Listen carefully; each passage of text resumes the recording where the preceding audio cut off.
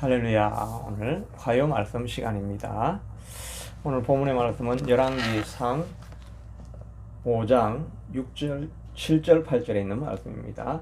히람이 솔로몬의 말을 듣고 크게 기뻐하여 이르되 오늘 여호와를 찬양할지로다.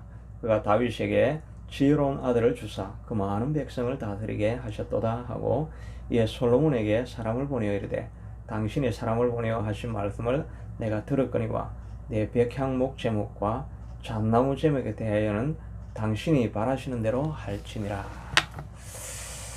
오늘 본문의 말씀을 통해서 적을 친구로 만드는 방법이란 제목으로 은혜를 나누기를 원합니다. 솔로몬은 국가 체제를 중앙 집권 체제로 잘 정비해서 각 도에서 또 예루살렘에 있는 성전 내각까지 중앙 집권식으로 잘 정비를 했습니다. 그리고 나서 솔로몬의 한 첫 번째 일이 성전을 짓는 일이었습니다. 오늘은 특별히 두로에 있는 히람 왕이 솔로몬 왕의 성전을 짓는 것을 돕는 이야기를 기록하고 있습니다. 이 두로라고 하는 지역은 갈릴리 북쪽의 지중해 해안에 있는 그런 도시지요. 갈릴리 북쪽은 과거에는 다 아람이라고 이렇게 통칭을 했지요. 아람은 이스라엘의 적이었습니다. 그래서 엘리사가 도단성에 있을 때 엘리사를 이제 포위하려고 했던 그 나라가 바로 아람 왕이죠. 아람 왕이 여러 번 반복해서 이스라엘을 공격하려고 할 때마다 먼저 이스라엘 복병이 기다리고 있는 것을 보고 이게 어떤 일이냐, 이것은 이스라엘에 있는 엘리사가 모든 것을 안다라고 이렇게 하면서 언제나 전쟁하고 경쟁하고 있는 관계가 이 북쪽 아람 군대 지역이었습니다.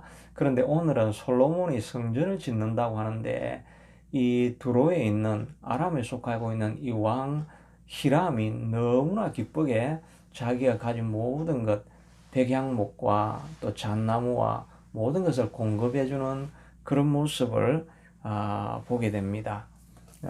솔로몬이 성전 짓는 일을 도와달라고 하니까 7절에 보면 히람이 솔로몬의 말을 듣고 크게 기뻐하여 여호와를 찬양할지어다 라고 이야기하면서 모든 백향목 제목과 잣나무 제목에 대해서는 당신이 바라시는 대로 다 우리가 해드리겠습니다 라고 이 히람 왕이 솔로몬에게 좋은 친구가 되어 있는 것을 보게 되어지는 것입니다. 적이었는데 어떻게 이렇게 친구가 되어서 솔로몬을 도울 수 있을까요? 우리도 우리 주변에 있는 많은 적들이 있지요. 또 우리를 괴롭게 하는 사람들이 있습니다. 그러나 그 사람들을 또 우리의 친구로 만들 수 있다고 한다면 그것은 정말 인생을 살아가는 지혜라고 할 수가 있겠지요. 저도 공부할 때 보면 많은 학생들이 저 교수는 정말 점수를 안 줘. 점수를 짜게 줘. 이렇게 하면서 교수를 혹평하는 그런 경우들이 있습니다. 그런데 저는 그런 교수들에게도 어떤 때는 좋은 성적을 이렇게 받기도 합니다. 그러니까 사실은 그 교수를 우리가 어떻게 생각하는가 거기에 따라서 학생들에게 좋은 교수도 될 수 있고 또 혹평을 받는 그런 교수도 될 수가 있는 것입니다. 사람 자체가 나쁜 게 아니라 우리가 적으로 만들 것인가 아니면 친구로 만들 것인가에 달려 있죠. 그 교수가 요구하는 조건에 잘 맞춰주면 그 교수가 좋은 성적을 주는 것입니다. 우리의 친구로 바뀌어지는 것이지요. 오늘 이 솔로몬에게 원수였던 그 히람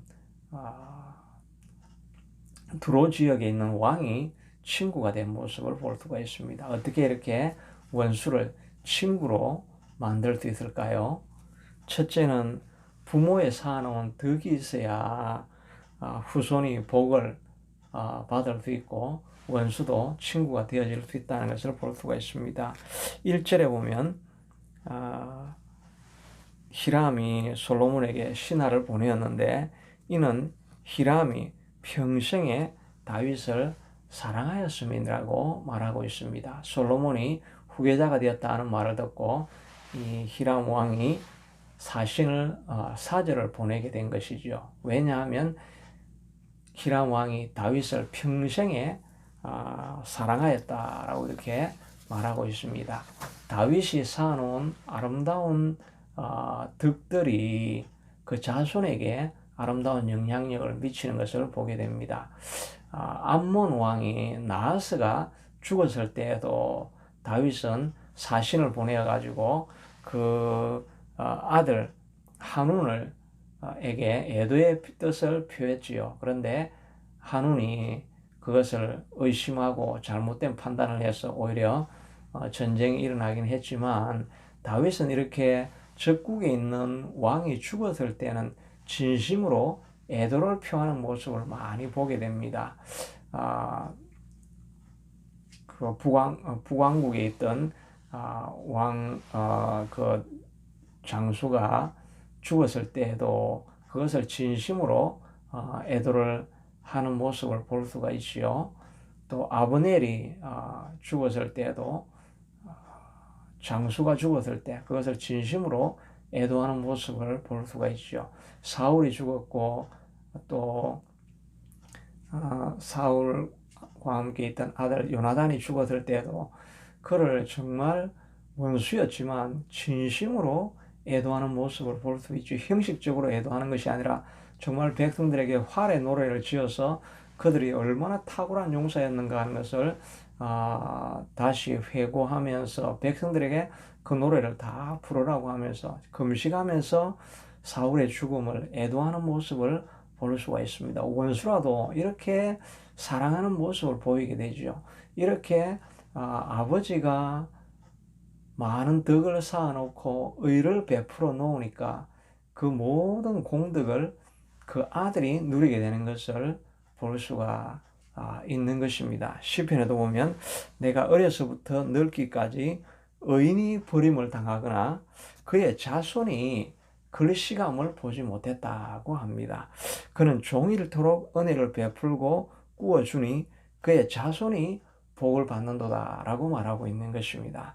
우리가 베풀어주는 은혜가 우리 자신에게 직접 돌아오지 않는다 할지라도 우리가 낙심할 필요가 없습니다. 하나님은 다 지켜보고 계시고 그의 아름다운 헌신과 수고를 그 자손에게 돌리는 것을 볼 수 있게 됩니다.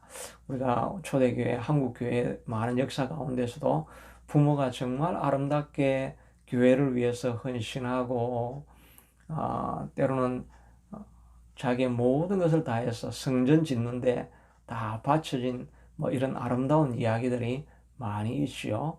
노처녀가 자기의 모든 결혼 자금을 가지고 결혼하기 전에 내 가정을 이루기 전에 먼저 하나님의 성전을 짓고 싶다고 해서 전체 헌신을 해버리는 그런 아름다운 이야기들이 많죠. 때로는 어떤 분들은 자기의 장기를 팔아서라도 성전을 짓고 싶다라고 했던 그런 아름다운 이야기들이 많이 있는 것을 보게 됩니다. 그 당대에 그 부모들은 많은 혜택을 누리지 않았을지 모르지만 그 아름다운 헌신이 그 자손들에게 그대로 물려가는 것을 보게 되는 것입니다. 의인의 자손이 결코 걸리시가는 것을 보지 못하였고 그가 모든 것을 다른 사람들에게 꾸어주고 선을 베푸니 그 자손이 복을 받는다라고 말하고 있습니다.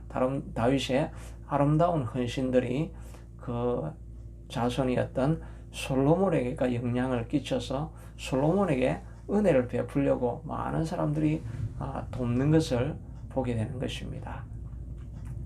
여러분에게 적용해 보면 여러분은 지금 다른 사람들에게 많은 은혜를 베풀고 있습니까?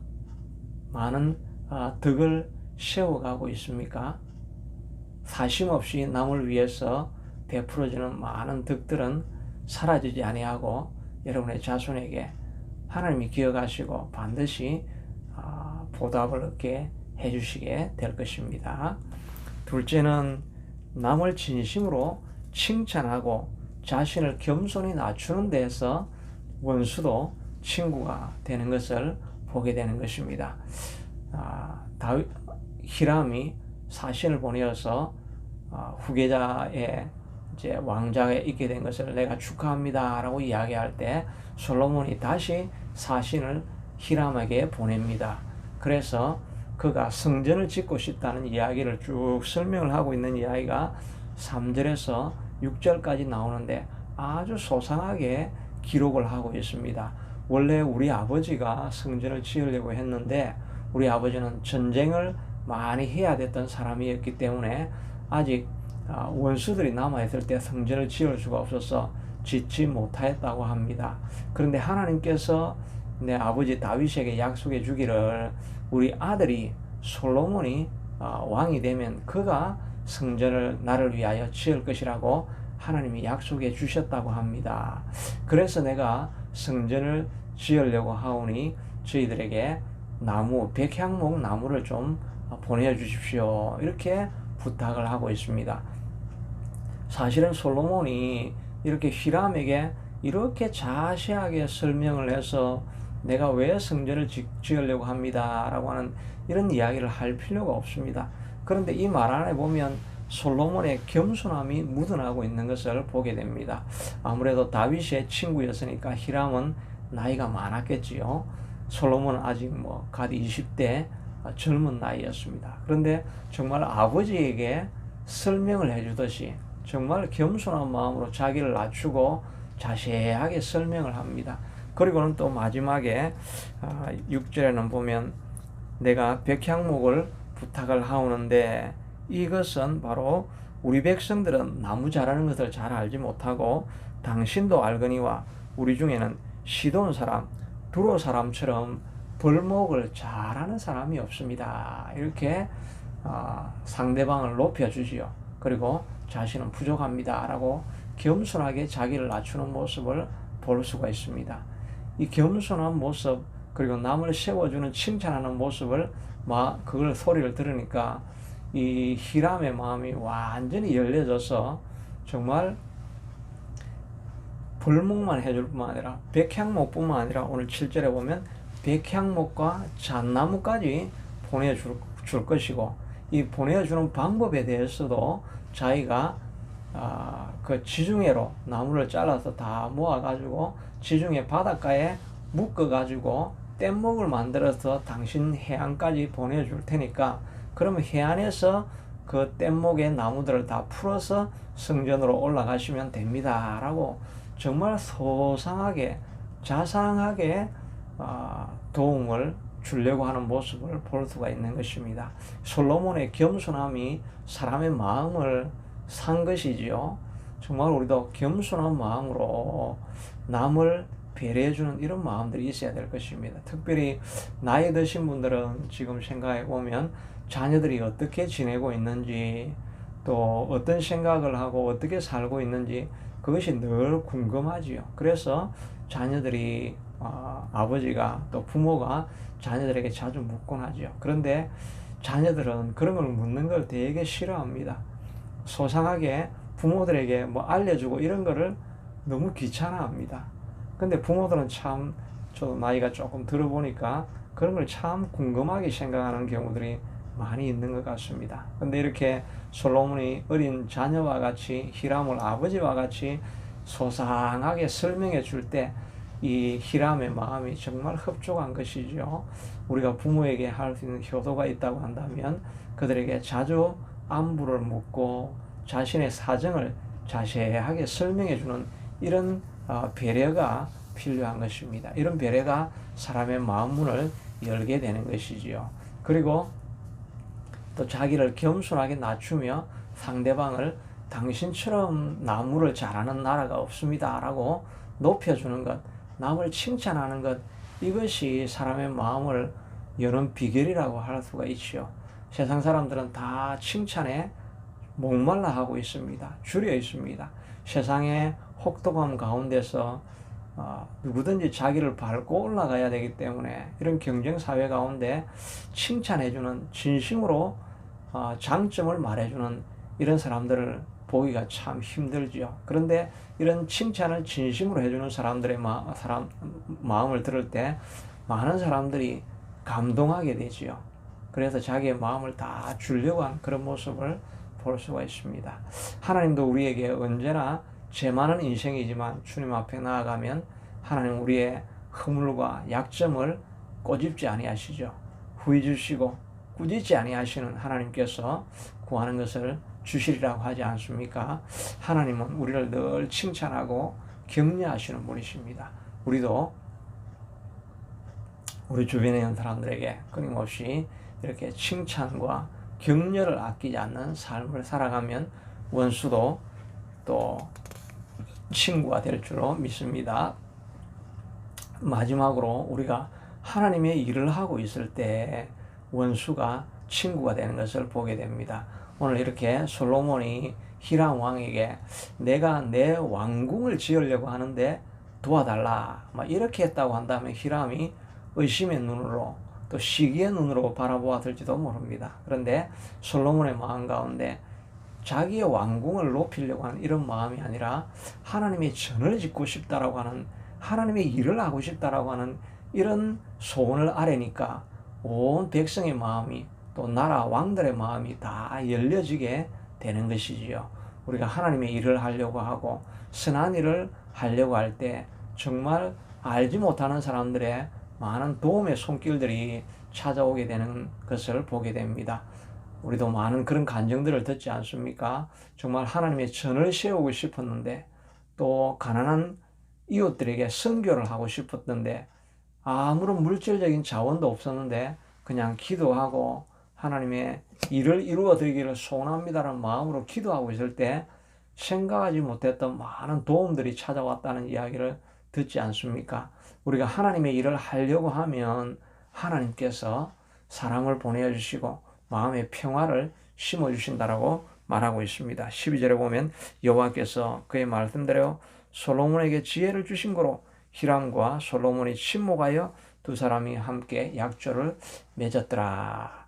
하나님이 히람의 마음에 평안한 마음을 주셨다라고 말하고 있지요. 우리가 하나님의 일을 하고 있을 때 이런 원수도 친구로 변한다는 것을 알 수가 있습니다. 그러므로 우리도 우리가 지금 할 수 있는 길은 자손을 위해서 우리의 많은 덕을 쌓아 모아서 자손이 복을 누리게 해야 되고 또 진심으로 칭찬하고 우리를 겸손하게 낮추는 모습 있어야 할 것이고 하나님의 의로운 일을 감당하려고 할 때 하나님이 이런 모든 좋은 것을 우리에게 주실 줄로 믿습니다. 오늘도 하늘의 복을 이렇게 나누고 살아서 원수를 친구로 만드는 승리하는 하루 될 수 있게 되기를 축복합니다. 자비하신 아버지 하나님, 솔로몬에게는 적이 없었던 것을 보게 됩니다. 하나님이 그에게 지혜로운 마음을 주니 자신을 겸손하게 낮추고 남을 칭찬하고 하나님의 일을, 하나님의 나라를 도모하니까 모든 사람들이 친구가 된 것을 보게 됩니다. 우리에게도 이런 적들이 많이 일어나고 있을 때 내가 겸손하지 않은 것이 아닌지 또 내가 하나님의 일을 하려고 하는 것이 아닌지 돌아볼 수 있는 하루가 되어서 승리하는 하루 되게 하여 주옵소서. 예수님 이름으로 기도드리옵나이다. 아멘. 오늘도 승리하시는 하루 될 수 있게 되기를 축복합니다.